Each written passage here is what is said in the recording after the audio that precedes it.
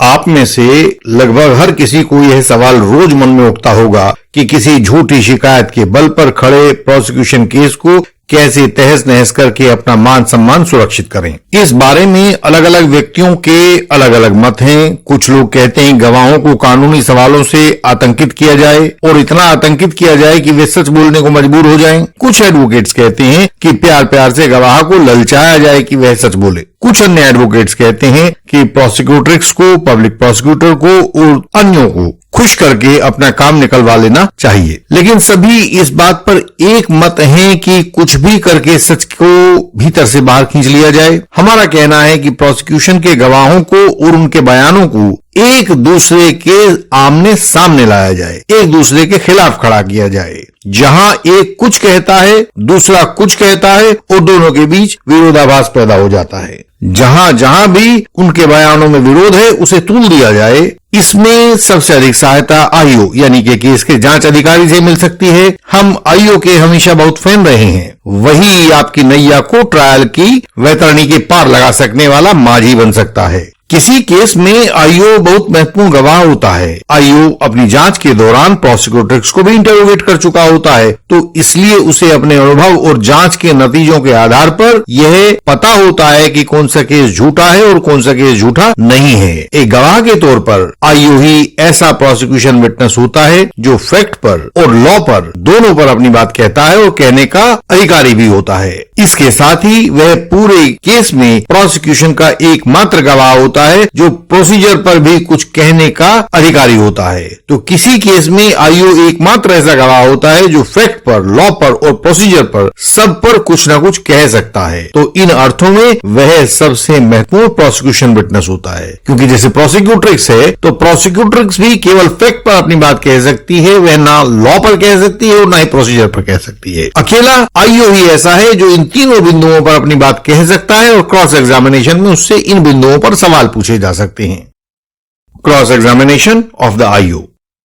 जब भी आईओ को क्रॉस एग्जामिन किया जाए तो उस गवाह से कुछ पॉइंट्स पर सबसे ज्यादा पूछा जाना चाहिए। जैसा कि हमने देखा है, जब भी प्रोसिक्यूटर्स का झूठ पकड़ा जाने लगता है तो वह कोर्ट के मंजर पर कुछ खास चीजें दिखाने लगती है। उदाहरण के लिए आपने प्रोसिक्यूटर्स से पूछा कि यदि आरोपी ने उसके साथ बुरा काम करते हुए पूरी रात उसको होटल में रखा तो क्या इस दौरान उसके घर वालों ने लोकल पुलिस को सूचना दी थी कि वह लड़की तो आज आई नहीं है? तो वह कहती है हाँ दी थी। तब आप उसे कन्फ्रंट करते हैं, दिखाइए रिकॉर्ड पर कहां लिखा है कि दी थी। प्रोसिक्यूटर्स कहेगी कि यदि वह रिकॉर्ड पर नहीं मिल रहा है तो आईओ जाने, क्योंकि उसने तो आईओ को ओरली बता दिया था, यानी कि मुंह जबानी बता दिया था। होता यह है कि प्रोसिक्यूटर्स के जितने झूठ पकड़े जाते रहेंगे वह उन सब झूठों का गंदा पानी आईओ के सिर पर डालती रहेगी। तो आईओ के बयान के दौरान यह याद से पूछें कि फला फला आरोप की बाबत फला फला तारीख की गवाही में उस प्रोसिक्यूटर्स ने फला पेज, फला पैरा की फला लाइन में यह कहा था कि यह बात उसने आईओ को बताई थी। वैसे तो कोर्ट रिकॉर्ड में यह बात होगी नहीं, तो फिर भी आईओ साहब आप यह बताइए कि क्या प्रोसिक्यूटर्स ने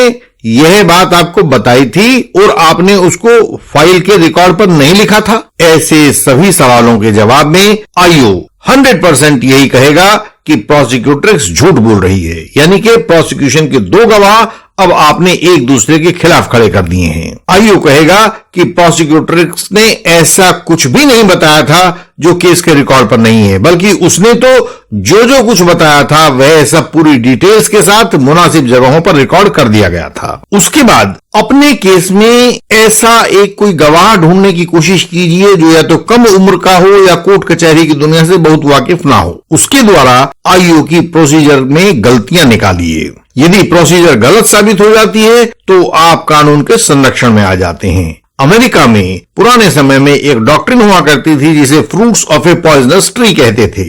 उसके अनुसार यदि आपने किसी आरोपी को सही प्रोसीजर के बिना गिरफ्तार कर लिया है तो उसके बाद किया जाने वाला पूरा इन्वेस्टिगेशन गैर कानूनी हो जाता है। इसी तरह से भारत में सीआरपीसी के सेक्शन 4 में लिखा है कि सभी आईपीसी के अपराधों को केवल उसी तरह से इन्वेस्टिगेट किया जाएगा जैसा कि कोड ऑफ क्रिमिनल प्रोसीजर में लिखा हुआ है। अन्य अपराधों जैसे पोक्सो एक्ट के अपराध हैं तो पोक्सो एक्ट के बारे में लिखा हुआ है कि उनका इन्वेस्टिगेशन उस विशेष विधि से किया जाएगा जो उस एक्ट में लिखा है, और यदि उस एक्ट में कोई खास प्रोसीजर या खास विधि नहीं दी गई है तो फिर उस अपराध को भी कोड ऑफ क्रिमिनल प्रोसीजर की तहत वैसे ही इन्वेस्टिगेट किया जाएगा जैसे कि आईपीसी के अपराधों को किया जाता है। इस तरह एक सूत्र वाक्य आपके हाथ में लग गया है। यदि पुलिस का, प्रोसिक्यूशन का या किसी अन्य का कोई काम आपको फाइल में ऐसा दिखाई देता है जो समझ में नहीं आ रहा है, कोई ऐसी स्टेप दिखाई दे रही है जो कानून सम्मत नहीं है, तो आप इसके लिए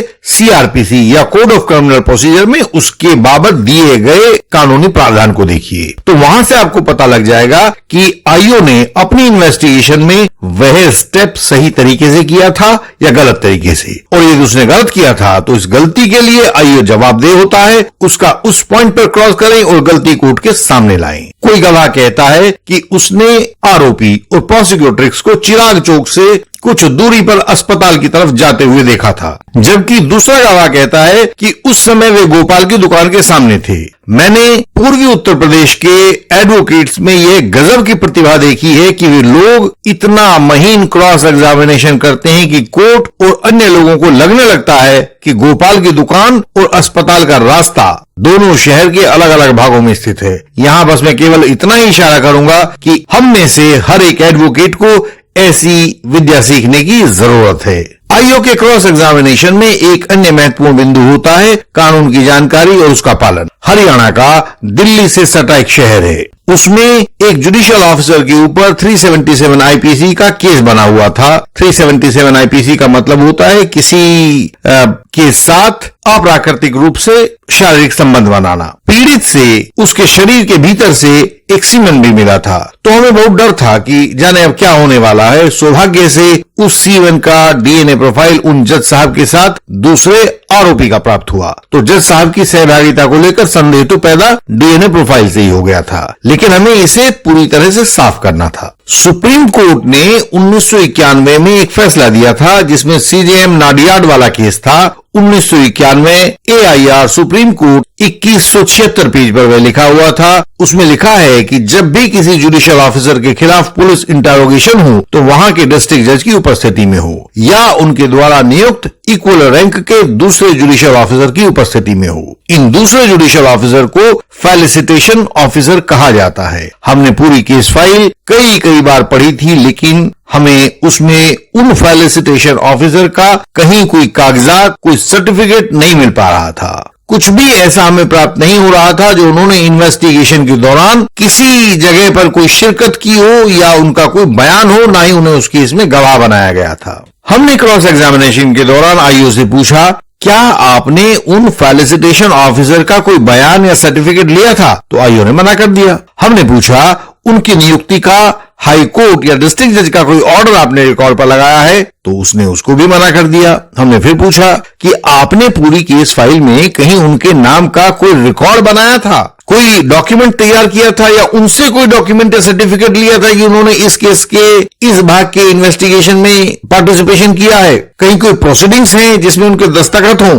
तो आईओ ने इन सभी बातों से इनकार किया। अंत में हमने एक लीगल सजेशन दिया, आईओ साहब, आपने आरोपी जुडिशियल अफसर को बिना फेलिसिटेशन अफसर के ही इंटरोगेट किया है और सुप्रीम कोर्ट के ऑर्डर की खिलाफ वर्जी की है। तो आईओ के चेहरे पर भय तैरने लगा। हमने अगला लीगल सजेशन दिया कि आपकी सारी इन्वेस्टिगेशन सुप्रीम कोर्ट की गाइडलाइंस के खिलाफ हुई है और इसलिए वे सब की सब गैर कानूनी है और इस केस में उनको पढ़ा नहीं जा सकता है, ना ही उनके ऊपर यकीन किया जा सकता है। यह कोर्ट भी उन गाइडलाइंस को यूज नहीं कर सकती है, किसी भी उद्देश्य के लिए नहीं कर सकती है। हमारा यह सवाल सुनकर ट्रायल कोर्ट के लिए भी जीवन मरण का सवाल बन गया था, क्योंकि इस देश में कोई अदालत कभी ऐसा नहीं कर सकती कि सुप्रीम कोर्ट की गाइडलाइंस का उल्लंघन हुआ हो और वह उस बात को माफ करने का दुस्साहस कर सके। सुप्रीम कोर्ट की गाइडलाइंस का उल्लंघन होने का अर्थ है कि कोर्ट को उस पर ध्यान देना ही होगा।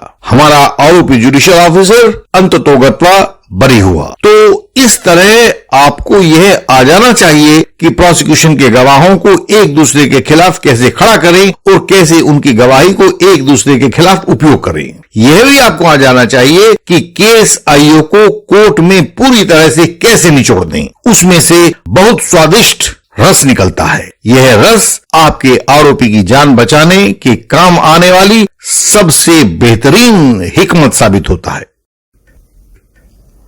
इंडियन लीगल सिस्टम में हमने आपके जीवन और आपकी हिफाजत का प्रण लिया है। हम झूठे आरोप से आपकी कानूनी रक्षा करते हैं। आप यंग एडवोकेट कलीग्स हों या फॉल्स एलिगेशन वॉरियर हों, हम आपको कानून का सही रास्ता सुझाते हैं। Bail, cross examination, application, reply, statements या कोई भी अन्य कानूनी पेज जो आपको परेशान कर रहा है, वह आप हमें बताएं, हम आपको उसका हल भेजते हैं। मुश्किल कोई भी हो, वह कहीं भी हो, हम दिन रात मेहनत करके उसका समाधान आपके लिए खोज देते हैं। हमारी वेबसाइट है indianlegalsystem.org।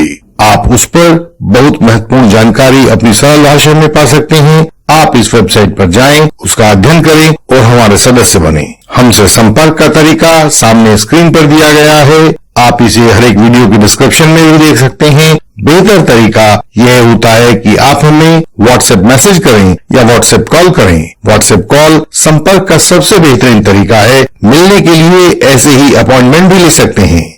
इस चैनल की सभी वीडियोस को देखें। हर एक वीडियो में झूठे आरोप से बचाव के लिए कोई न कोई युक्ति सुझाई गई है जो आपको एक नई राह दिखाएगी। आप इनसे अवश्य कुछ सीख सकेंगे। हमारी इस वीडियो को लाइक करें, शेयर करें और इस चैनल को सब्सक्राइब करें। सामने दिए गए बेल आइकन को प्रेस करें ताकि कोई भी वीडियो आपसे छूट ना जाए। हम आपसे अगले वीडियोज में फिर मिलेंगे। तब तक के लिए प्रणाम।